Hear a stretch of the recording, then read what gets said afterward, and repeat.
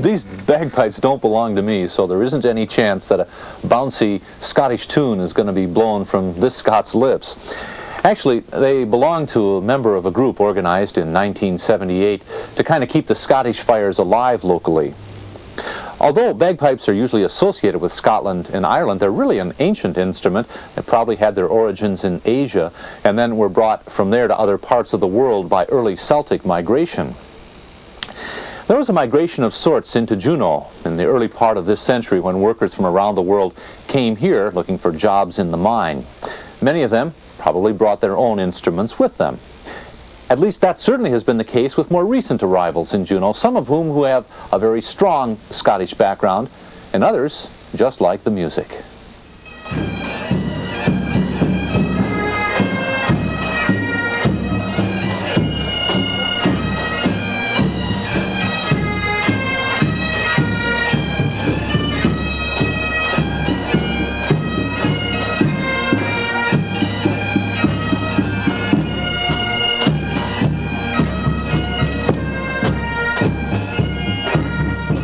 We have 5 pipers and 3 drummers that are active in the group right now.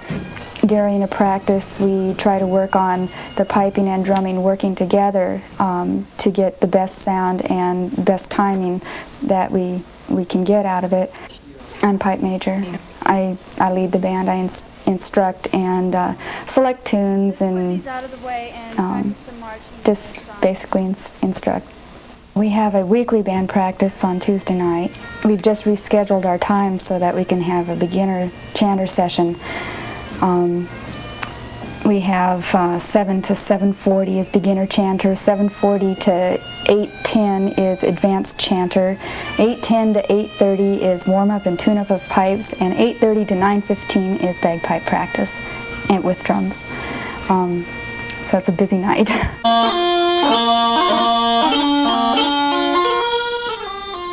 Practice chanter is just a small version of the chanter on the bagpipe. It's where you learn all your basic fingerings and tunes before you take it to the bagpipe. The chanter has 8 holes on it that can play 9 notes. That's the range of a bagpipe. It's in the key of B flat. It has a double cane reed, and the blowpipe has an air valve in it. I have a little Mac valve which keeps all of the air that you blow into it inside the bag so it doesn't rush out when you take a breath.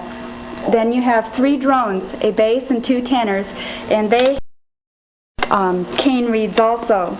There are plastic reeds that are brand new that are out now. I just don't have mine in right now.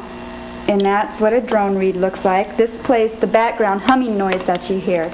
The ribbons are just this is African blackwood and imitation ivory settings. There's pipes that come with full silver mounts. These are mounts. Or the bag just has a tartan cover on it to match my kilt.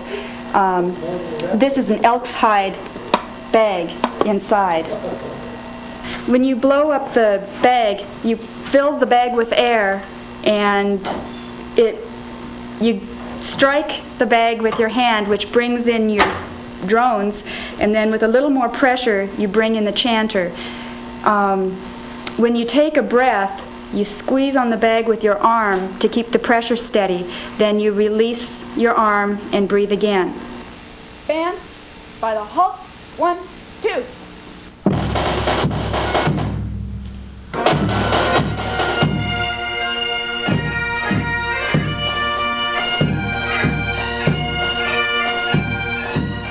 Pipes lay too long, the bag dries out. The pipes just have to be tended, have to be kept moist and so forth through the play. I bought mine in 1981 for $750, which I thought was a lot of money. And the price range these days is anywhere from about $450 to about $2,000 or so.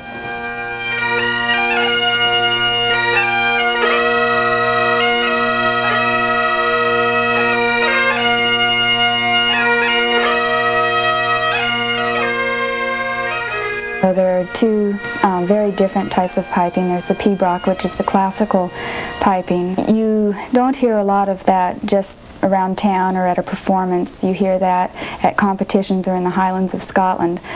Then there's regular crowd-pleasing piping, which is your marches, your stress bays, slow airs, things that were built to please a crowd. We mostly perform marches and slow airs and some dancing tunes for the dancers, but it's very civilian, and it's we like to play tunes that the crowd recognizes.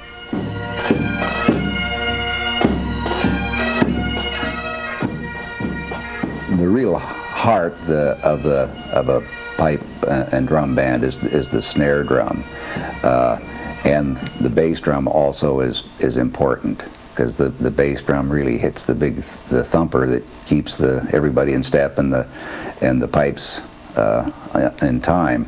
The tenor drum is kind of flashy generally. It doesn't make as big a thump as the bass drum, and just twirling is part of it. It gives a little visual dimension to the drum section.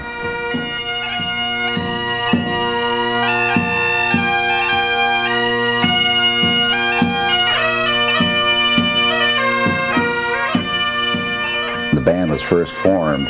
They were looking for a name. There were people who lived in Juneau and people who lived in Douglas, and it couldn't be the Juneau band or the Douglas band, so they chose Stroller White, which is the name of the mountain out alongside Mendenhall Glacier, and it's also the name of an old Juneau newsman.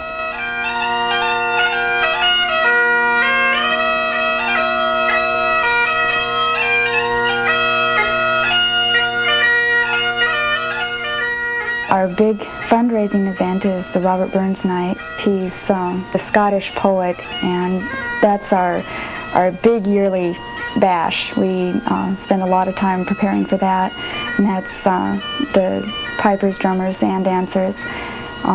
So that's our big display of talent.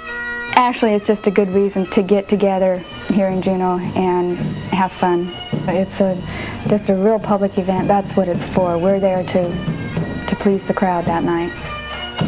I just get a thrill out of playing in front of a crowd and having a great audience response. It's really a fulfilling experience.